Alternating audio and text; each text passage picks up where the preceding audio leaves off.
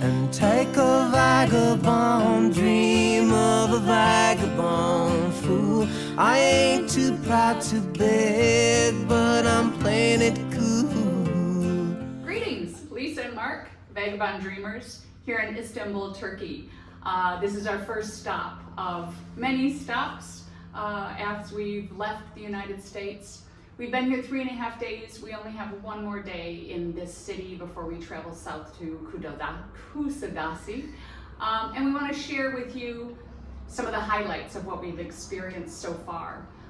But in addition to the really amazing things we've experienced and we've seen and the people we've talked to, we also want to talk about how we travel.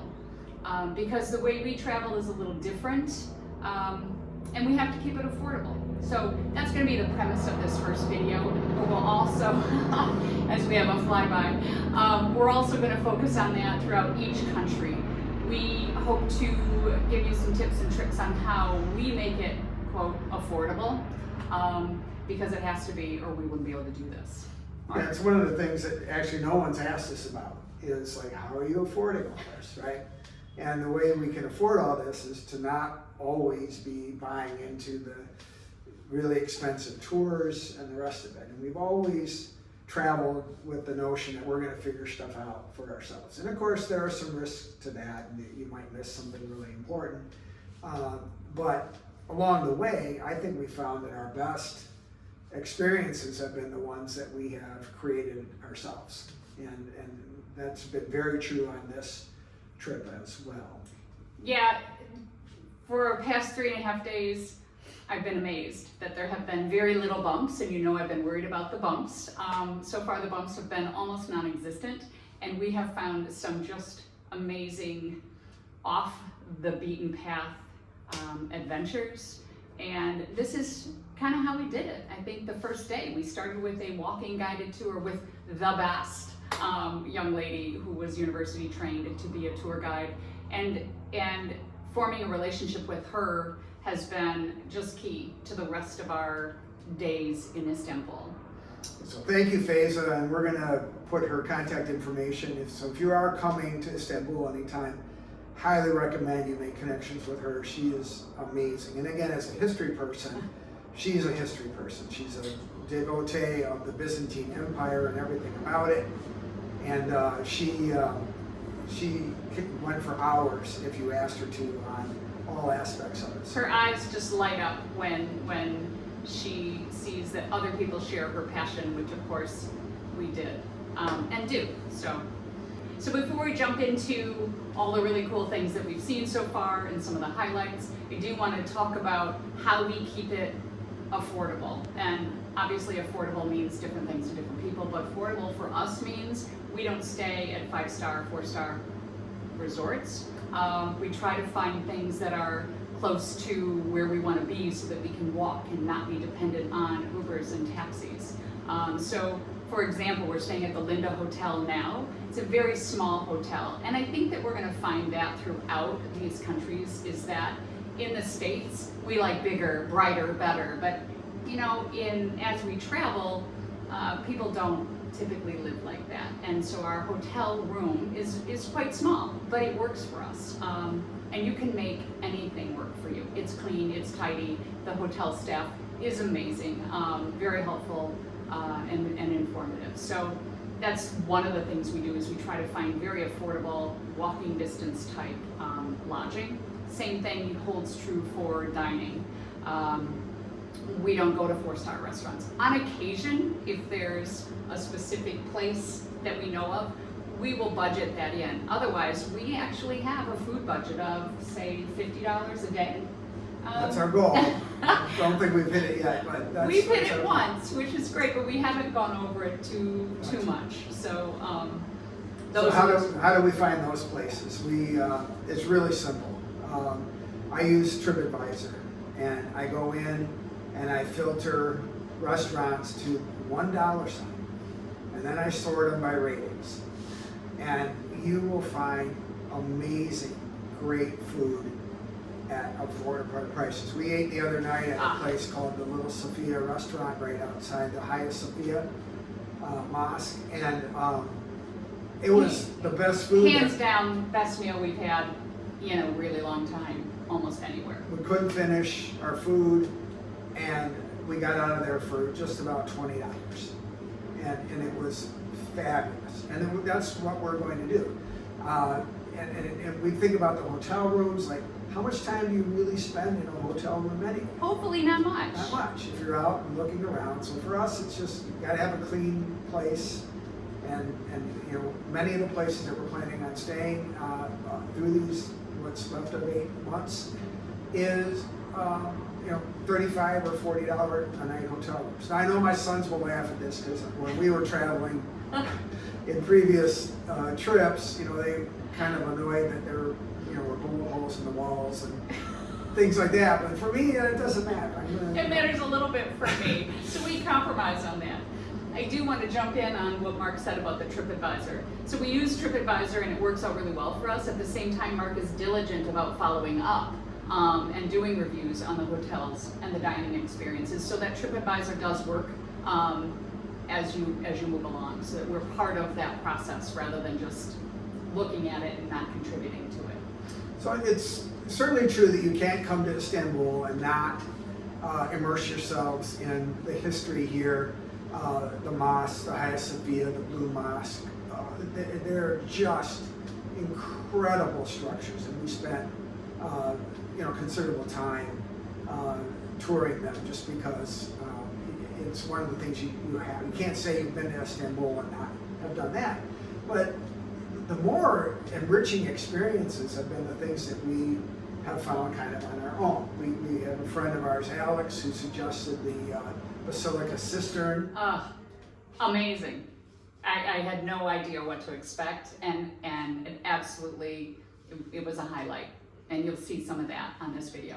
The idea was that during the Byzantine times, they had problems with water, and so having fresh water. So these huge caverns under the city, just filled with water, hundreds of columns supporting this structure, cool, very cool area, temperature-wise, really interesting kind of thing. But it gives you a real insight into the creativity of human beings to solve this problem in a city surrounded by salt water, to actually store fresh water in these giant caverns, as you can see in the videos.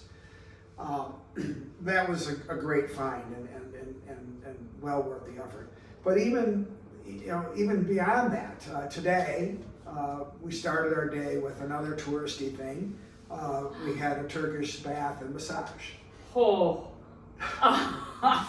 First of all, I was a little bit like, okay, what to expect? And it was beyond my expectations. It was also a little bit out of my comfort zone, but it was amazing. 10 out of 10.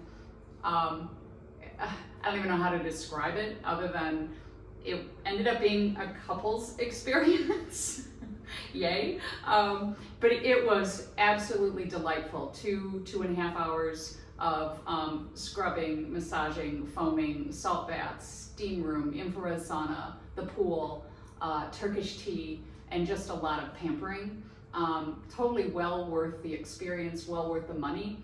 Again, it wasn't super expensive, but it was also something that we budgeted for. So yeah, thoroughly glad we did that one. And as great as that was, it was a great time, but I had a far more exciting, enriching experience when we left. We took a Uber out there, but we don't do that very often either.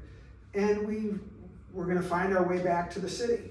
And so, as you'll see some of the video of the streets that we just started going and working our way down to the water, and literally down, as we'll talk about in the video, the clips that you'll see, down through these narrow streets, shops everywhere, friendly people. But we didn't know, exactly where we were going, but we or where we were. But right, and that is the fun part of our type of travel, is that we don't plan it out. We have a broad idea of what we want to do. We definitely know we don't want to go to all the tourist places, even though I think Istanbul in itself is a large tourist place. We walk, we explore, we talk. we meet people. And today cost us almost nothing except for the one spa that we'd already pre-purchased. So we made our way down to the promenade along the Bosphorus. uh, We were going to take a touristy Bosphorus boat tour up one side, down the other, but after this, there was no point in it. We did it for free. We walked. Located the best baklava, according to our guide from the other day. We met people. We saw. Lisa at one point said, "Just how many nationalities are here? It's just remarkable. Various languages."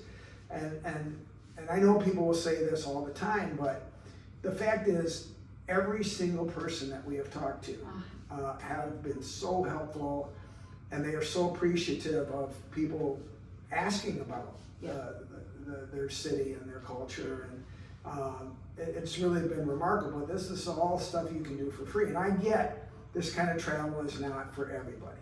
I mean, lots of our friends go on these cruises. You will never see us. Never. No cruises. Not going to happen. Being confined, having choreographed events and all that other stuff, as I understand it. Not for me. Never going to be for me. we want to be able to create our own adventures. And that's what we've done. And that really manifested itself today with this promenade tour along the Bosphorus. It's absolutely fabulous, hour and a half, 2 hours or so. But along the way, we stumbled upon some mosques and other historical buildings and stuff that satisfied my curiosity. So we're up at the palace at the Royal Gardens here, Mehmet the Conqueror's palace. Also the site of where the Allies handed Turkey back over to them after the surrender and the armistice. Very cool. You might have heard me out of breath a little bit. Big walk up a hill. While we're putting in the miles that Lisa absolutely requires that we walk every single day. But stemming off of the whole, let's find something new to do, yesterday was a perfect example of that as well. We got up in the morning and we headed out to a place called Princess Islands. I cannot pronounce the actual island but we'll put it on the screen that we ended up at. It was like a Michigan Mackinac Island. Okay, so we're on the Turkish equivalent of Mackinac Island, looking out. Lisa just laughed. Laugh again. Ha ha ha. No cars allowed on this island. Electric. There's a couple electric buses and little scooters and stuff, but no horses anymore and no cars. But we're up on the top. I don't know if we're at the top yet, but we've got bikes and we're riding, because that's how we do it on Mackinac too. But it's beautiful, way up on top. I don't remember the name of the island, but... Ah, I do. Oh, Lisa does. I don't remember it, so no. So she knew it. It is Adalar. Adalar. Yeah, Adalar. Right. You can see where there were only electric vehicles and walks and bikes. And we got there for $. We took a ferry ride, which was about 2 hours. Didn't cost much at all. When we got on the island, we rented a bike, which was under $20 for the afternoon. We biked around the island. We had a $20, maybe $30 lunch in a park. The place was glorious, and it was just a perfect day to experience both a ferry ride on the Marmara Sea, taking us out of the Bosphorus. It made 4 or 5 different stops. And here we are in the top deck. It's freaking amazing. It might even be more amazing that we got here with no glitches. Say hi, Mark. no glitches. No glitches. This is so cool.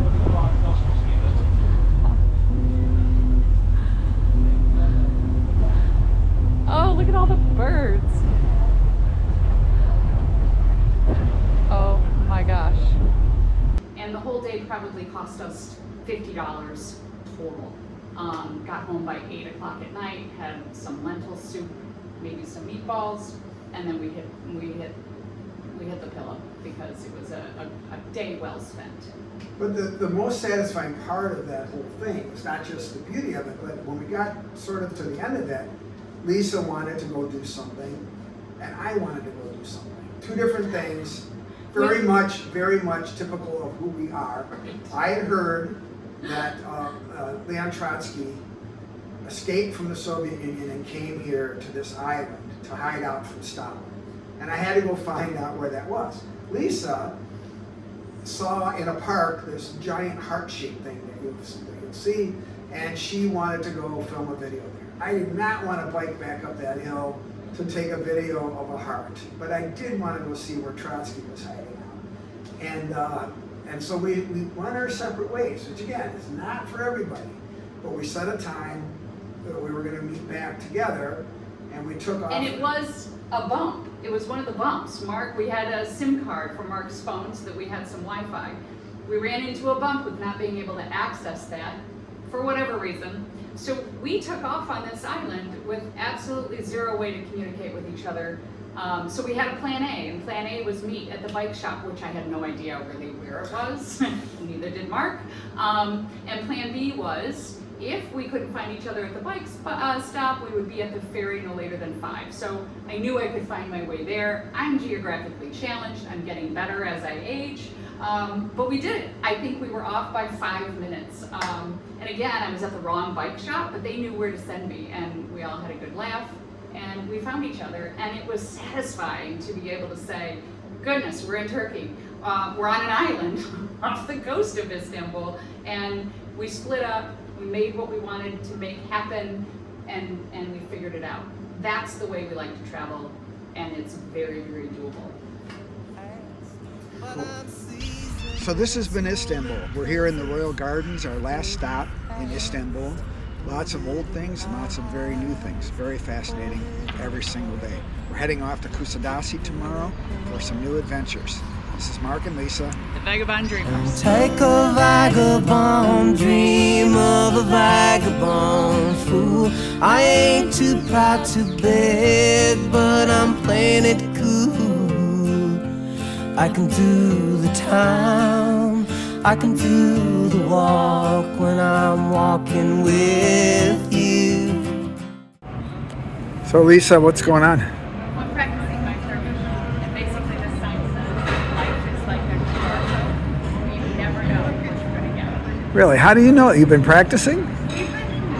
Rapidly. Life is like a QR code, you never know. What you're going to get. Man, you are getting good.